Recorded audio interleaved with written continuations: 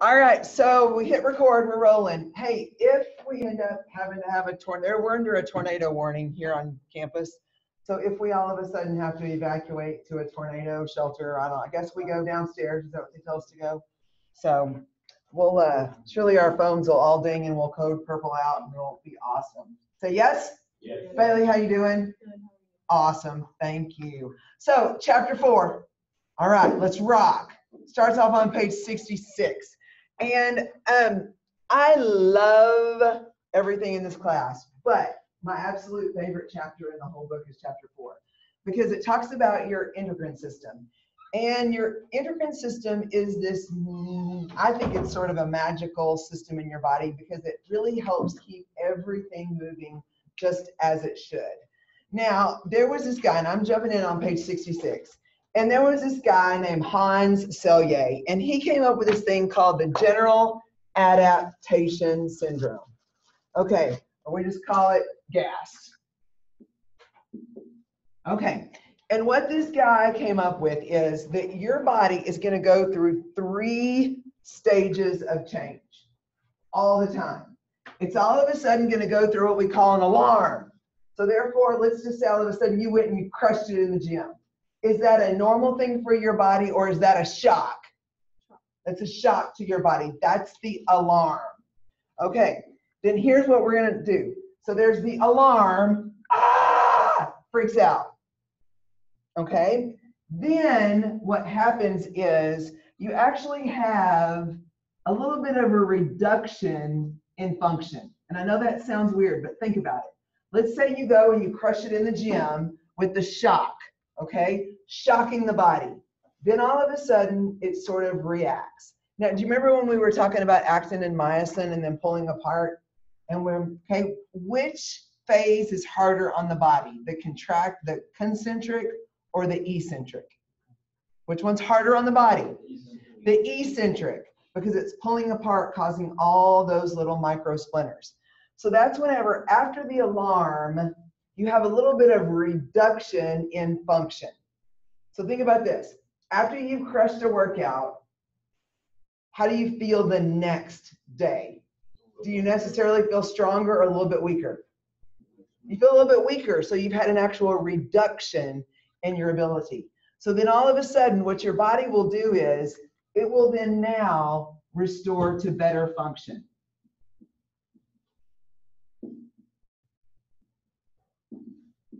Okay, so again, this is alarm. Okay, this is reduction. And then through the end, we have better function. Okay, the general adaptation syndrome. Now, this goes, your body will do this going through a million different things, but we really think about it.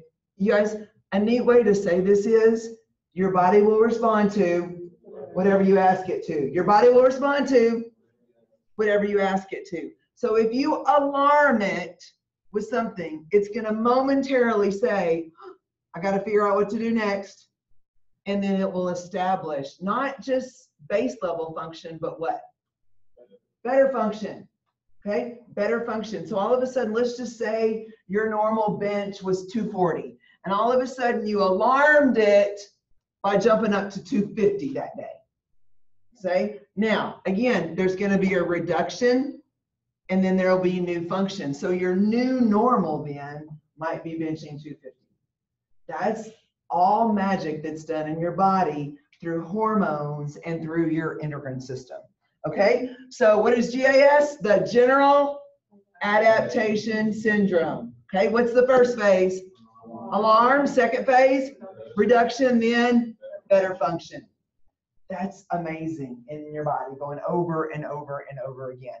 And it's all driven by this thing we talk about, hormones. And I'm in that right-hand column. And we start to see some of these major glands that secrete hormones from our body. All of these endocrine glands, the hypothalamus, the pituitary gland, the thyroid, parathyroid, your heart. How many of you really ever thought about your heart being a gland? I really never did either. I thought, you know, your heart was just a what? A pump that circulates what? Blood away. Arteries take it away. Then what goes on in the middle? Capillaries, remember? And then what takes it back?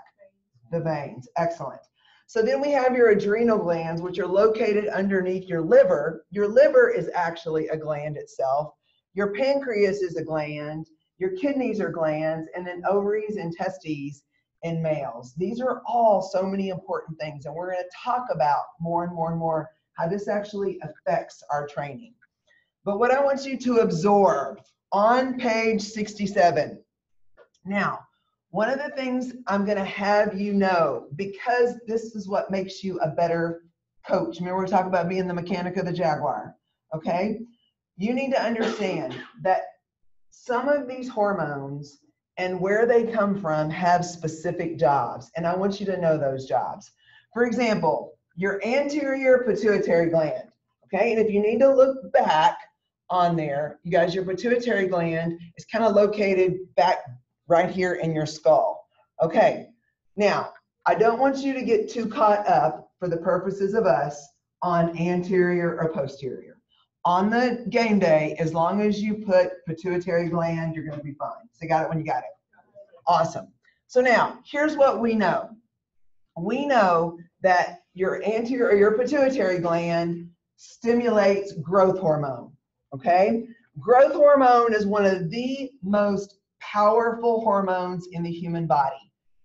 Now, remind me what anabolic means. Going from what to what? Going from small to large. So let's start off, and I want to jump in and talk about this even before. I want us to think of 4 anabolic hormones, and I like to call those the anabolic chain, because when we can get things rocked into our anabolic chain, we can keep our athletes anabolic. Do we want our athletes to be anabolic or catabolic? Anabolic. Okay, so we're going to talk about the rest of these in a minute, but the first one is testosterone. Okay, testosterone. Look at it in your chart, you guys. Down there, check it out. Testosterone basically comes from the testicles. Hey, ladies, we don't have that equipment, do we? No. Where do ladies, or first off, ladies, do we have testosterone? Yes or no? Yes. So where do we get testosterone from?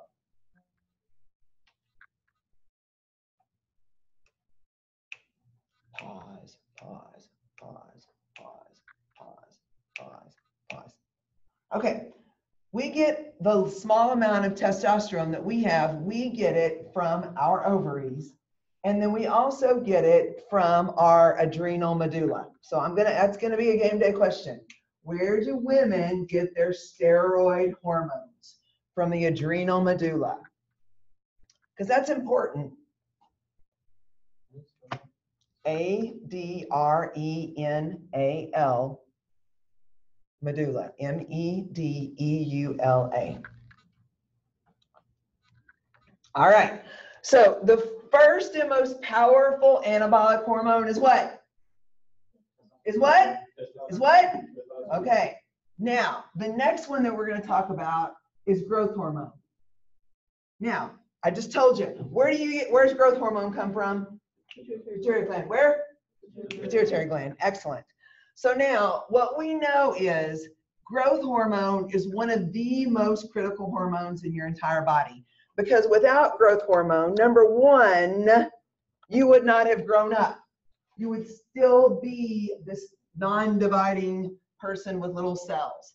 So growth hormone is so important, and we're going to talk about a specific benefit that women have when it comes to hormones, especially growth hormone.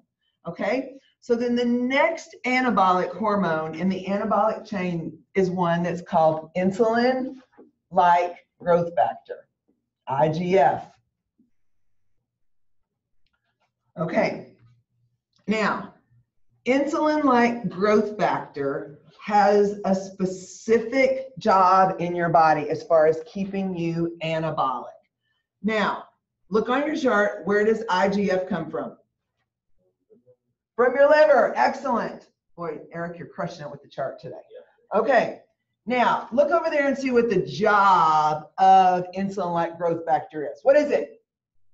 Increased protein synthesis. What is that code word for? Building muscle. Building muscle. All of these hormones are critical to our athlete building muscle and staying anabolic. Okay, what's the first one? What's the second one? This one is insulin-like growth factor. Now, the last one in the anabolic chain is insulin.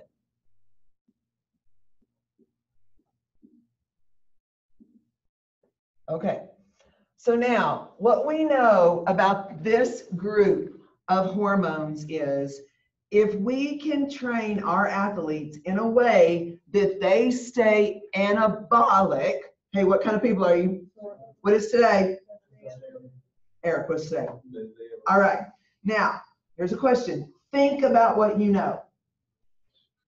If I can keep my athletes in a training protocol that is keeping them locked in and rocked in the anabolic chain, what can I probably do to their lactate threshold?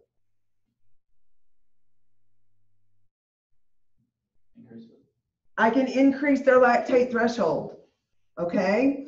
All of these things come together. Testosterone, growth hormone, insulin-like growth factor, and insulin. If I can keep my athlete here, I can make them stronger, faster, more healthy, all of these things. Because whenever we get catabolic, remind me what catabolic is? Breakdown. If I am all of a sudden not producing insulin-like growth factor from my liver, okay, then I am going to end up being catabolic because of not having that amazing protein synthesis. Okay, so now these are our anabolic hormones. Two catabolic hormones that I want us to talk about are cortisol and progesterone. What was the last one on the anabolic? Insulin. Hey, time out. Where do you get insulin? Pancreas. Okay, where do you get insulin? Where do you get insulin? Pancreas. Now, what's the job of insulin in your body? It reduces your glucose or blood sugar levels. Now, for people that have type 1 diabetes, that simply means that their, where does it come from? Pancreas does not produce enough insulin to keep their blood sugar levels low. Typically, that is a genetic thing that just happens. Now, what we know, and I am so proud of you guys, the government of Australia just actually made it like the official treatment of diabetes is to consume a lower carbohydrate diet. Why we can't do that, I don't know why, because we want to keep giving people medication instead of having people eat differently. Okay, so when we think about insulin, whenever we consume a carbohydrate, what's the organ? Where's it come from? Your pancreas releases insulin to bring your blood sugar down. Now, if we can keep an athlete anabolic instead of them making them catabolic, we can keep their performance up. Now, whenever we have an overtrained athlete, someone say, wah, wah, wah. Whenever we have an overtrained athlete, they have become cortisol dominant. And that is the last thing that we want. When an athlete becomes cortisol dominant or catabolic, they start to use protein or muscle as the fuel source for their body. Do we want that to happen? No. Okay, which is why we have to have our athletes staying anabolic. Okay, where does testosterone come from? Testicles or adrenal medulla, or sometime ladies, the ovaries. Very good. Where's growth hormone come from? Pituitary gland, insulin-like growth factor, liver, insulin, pancreas. Excellent. What about cortisol? Look on your book. Look in your chart. What? Adrenal cortex. Your adrenal cortex. Okay? So these are all things. You need to know these hormones. And you guys, progesterone comes from ovaries. But we're going to talk about progesterone at another time. But you need to know where these hormones come from. You need to know what they are. And then you need to know the job that they have in the body. It is beautiful, you guys. Your pituitary gland cranks out growth hormone. And you guys, look at all the things that growth hormone does. It stimulates insulin-like growth factor. Now, let me tell you what's so awesome about the anabolic chain. Have y'all ever played that game where you lined up a whole bunch of dominoes and all of a sudden you hit the first domino and then what started to happen? The dominoes started to fall. Well, here's what happens. When you do a specific kind of training, testosterone will be sent into your bloodstream. It's a beautiful thing that goes on. Okay? Now, here's what starts to happen. Once I stimulate testosterone, I stimulate growth hormone. So it's almost like, we're going to play a funny game here. The testes and the ovaries send a message to the, where's growth hormone come from? The pituitary gland. Then the pituitary gland talks to the liver and says, secrete what? Insulin-like growth factor. Then all of a sudden the liver talks to the pancreas and says, crank out insulin so that we can stay anabolic. It is the most beautiful thing. These things depend on each other to keep our athlete what? Anabolic. Keep our athletes anabolic. And we're going to talk about a specific way that you can train to stay anabolic and stimulate all of these things. Now, a few other things that we want to talk about, you guys. Your thyroid, look on your little chart and look where your thyroid gland is located. It's located in your neck. It almost, when you think about your thyroid, think about like a bow tie. They say that it's kind of a butterfly shaped. I like to think of it like a bow tie. Now, your thyroid is so important because you guys, this actually helps your metabolism. Now, what we're finding more and more now, and we really don't know why, we're having more and more people that are having thyroid dysfunction. So what does the word hypo mean? Too much. Too much, okay? So people that have and this is not as common, okay? People that have too much thyroid stimulating hormone in their body, a few things that it sends your metabolism into a negative overdrive, where it just cranks it up too much. You actually start to see people, and this is the kind of stuff that's not written in your book, you actually see people that have hypothyroidism. It's almost like their eyes are bugging out of their head. That's one of the things that's one of the first signals. So those people usually end up having a nodule or something growing on their thyroid, and all of a sudden that is a big warning sign. What does hyper mean? Not enough. So what we're seeing now is more and more people with hyperthyroidism. So more and more people are having to take a medication that's helping to rev up their bow tie so that they can help with their metabolic rate. Malik. Does that have to play a perspective of like you losing your hair as well? Because my twin brother, he actually has thyroid, and like he like lost all his hair like on his head, and like not his eyebrow, but really like on his head, and he has like they said it because he wasn't producing enough sweat or something like that. There was something with sweat, and he now lost all his hair. Okay, so Malik asked about thyroid and hair loss. Does he have hypo or hyper? Was he having too much? I'm not sure, because he was gaining thyroid, and it was fluctuating all over the place. So what did they end up doing? I don't know. I don't know some type of medication, like any like cream, like medication. Okay. Typically, it's kind of interesting how when something goes really wrong with your hormones in your body, it's interesting how your hair will fall out, your skin will act funny. Why does that happen? Does anyone know? I was going to say, something foreign has happened and it starts to attack it. And you want to know what's interesting? it starts to kind of mess with things that it considers in order of triage to be not that important. Okay? If it came down to saving your hair or your liver, which one are you choosing? You're choosing your liver. So all of a sudden your body says, hey, I don't have enough energy or enough thyroid hormone to save your hair, so it lets your hair fall out. A lot of times women, as they get older, they start to have hyperthyroidism, and that's one of the first things they notice is after there's a lot of hair that's fallen out when they have washed their hair, so they see hair in the bottom of their shower that's more than their normal. So that's one of those things. Would you ask your brother whether he had hypo or hyper? Ask him more about it and then report back to us with kind of what he's doing for that treatment plan of that. Because a lot of times that's a signal that other things might be going on. So give us more information about that tomorrow, okay?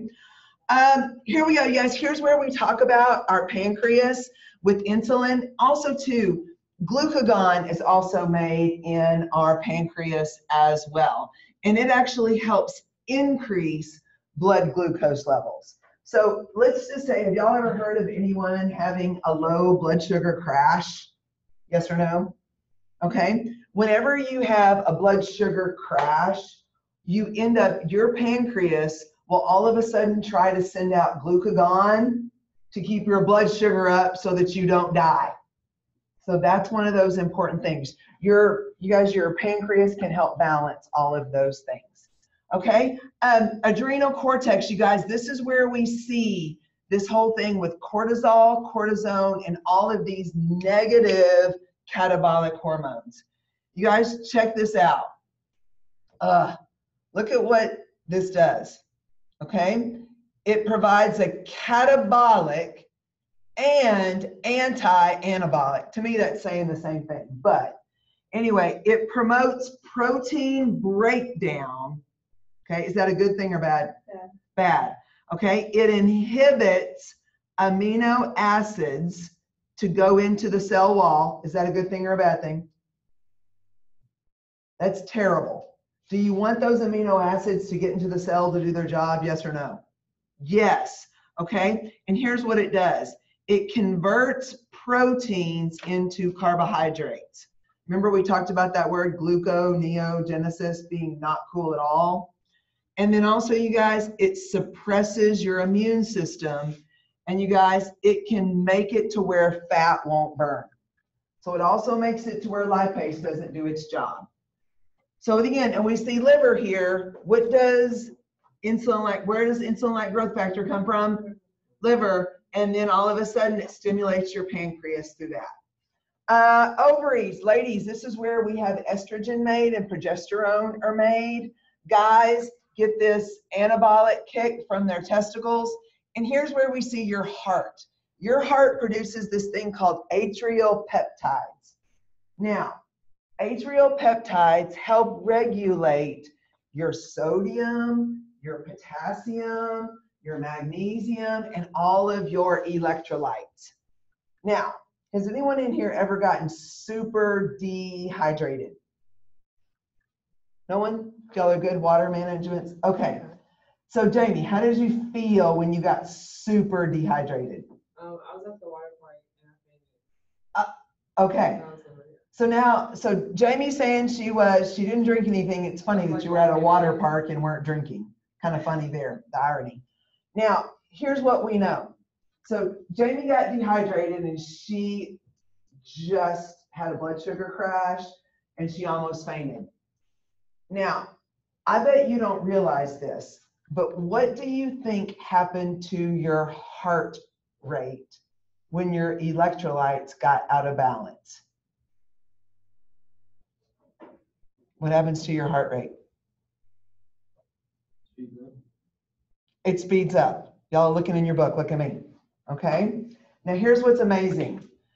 Does your body want to die? No, it never wants to run out of ATP. Excellent. Now here's what we know. Whenever your electrolytes get out of balance, ATP doesn't like it and it tries to make you die. And I know that's sort of a a big stretch there.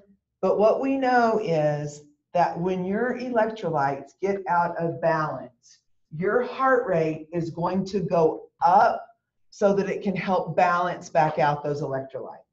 Because sodium and potassium and magnesium are all critical to your heart surviving. So that's what regulates, you guys, that atrial peptide does this. And then you guys, your kidneys produce this thing called renin. And this is what helps keep your kidneys functioning like they should. The good news is you have 2 kidneys, okay? Can you make it with 1 kidney, yes or no? Yes, you can, but it makes things that much harder. So should someone consume a whole bunch of alcohol if they have 1 kidney? No, not at all. So we really need to take care of that. Malik has another question today.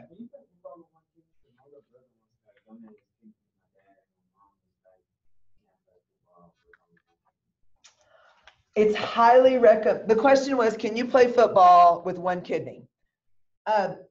It's recommended that you do not put yourself in any of those intentional situations where something could happen. So they really recommend no contact sports, they really say if you're going to be a kidney donor, then do everything you can do in your power to not get that other kidney messed up. Or else, if your other kidney gets messed up, then you have to be on dialysis the rest of your life. So we really have to be careful with that. You guys, being on dialysis is a volunteering of your about 6 hours a day every 2 days. Okay? Yeah. Every Monday, Wednesday, Friday for 6 hours.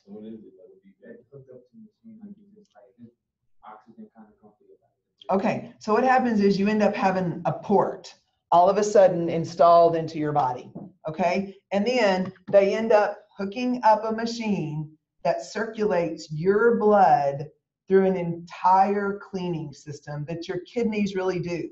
It's this giant machine that is basically taking the job of your kidneys. That's how it's important is that you take care of your kidneys. That's why we say drink lots of water, keep the fluid moving through. Has anyone heard of anyone getting kidney stones? Oh, okay. Let me tell you, if you ever end up with a kidney stone, you're going to feel like you're going to hurt your back, okay? Because your kidneys are located right there. And so what happens is if your urine is not diluted enough, or you're consuming water that has too much calcium in it, all of that ends up collecting in your kidneys and it starts forming stones. And then all of a sudden when that stone gets dislodged and it tries to start passing through very small holes, if you know what I mean, it's incredibly painful. So we have people that, sometimes they can go in and they can dissolve kidney stones with sound waves. Isn't that cool? Or else you just have to wait and then pass kidney stones. Also, what? So that means so you gotta use the restroom and hurt or something? Oh, yes. Yeah, they compare it to childbirth of all of that, because here's the whole thing. A kidney, it's not like a smooth, shiny stone. Think about like a grass spur. And then think about trying to pass that through your urethra. And that's why it is so painful. So painful. So if that doesn't make you want to take a drink of your water right now, I don't know what would. So now, another thing that I will say, and if you live in Stephenville, I would filter your water. Filter your water. Okay. The water be yellow. Yeah. Filter your water, because have y'all noticed that like on your bathroom fixtures and on your shower and all that kind of stuff that there's that calcium and lime buildup, that if you don't stay on it, it will clog up stuff. So you guys filter your water in Stephenville. The water from here, there are more kidney stones in like a 50-mile radius of Stephenville than almost anywhere in the state. So filter your water here in Stephenville, without a doubt. So again, we have our filter station right there at the back. So that's where I fill mine up every day. So drink your water, but make it filtered water. Okay, now, what kind of people are you? Turn the page to page 68. Now, I'm going to tell you, on game day, you guys, I'm going to ask you about every single one of these hormones, okay, where they are excreted from, which gland, and what one of their primary jobs is. So referring to that chart is going to be very useful for you. So you need to know these are our main hormones that keep us rocking and rolling. Okay, what kind of people are you? Okay, look on the left-hand column of page 68. So if I say the word neuroendocrinology, which two systems in your body am I talking about? Neuro means what? Nervous system, and endocrinology means endocrine system. So here's what we know. Of all the systems in the body to arrive on the scene first, which one's first? Nervous system. So once the neuro or the nervous system arrives, kind of like the dominoes, it can send a message to your endocrine system to release these hormones. So there are doctors that study neuroendocrinology, and it's a beautiful thing because sometimes the nerve impulse is not getting to the gland to make it do its job. So that's one thing you're going to need to know. What is it called when you study the nervous system and the endocrine system? Okay?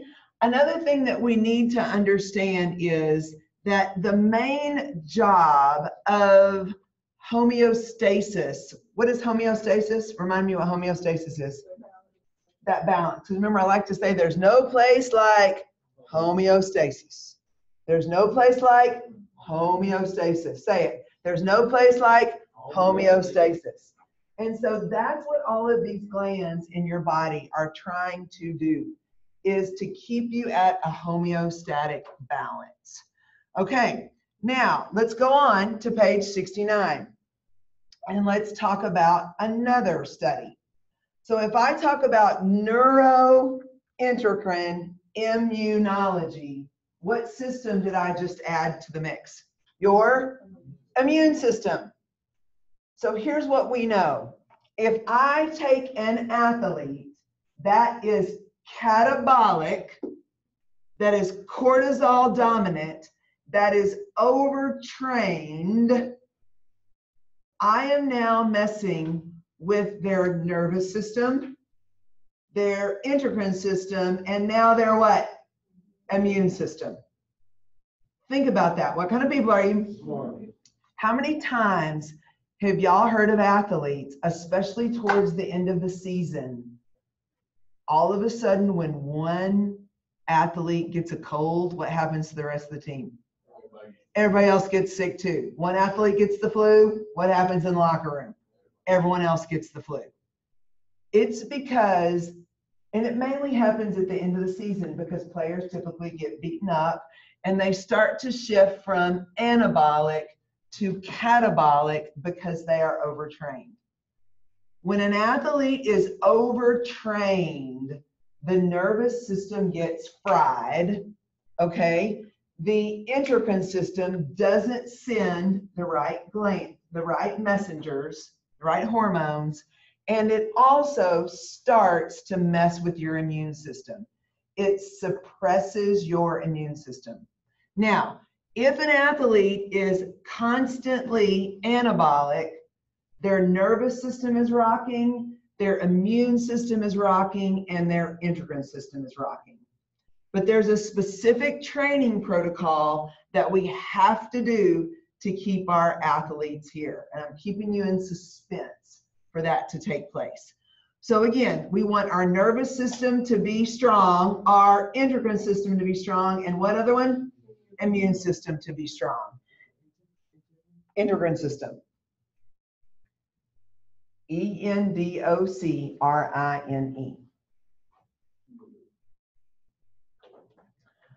Okay, So I'm checking my time. Okay, I'm gonna end this one and start the new one, and we're gonna talk about lock and key. All right, team?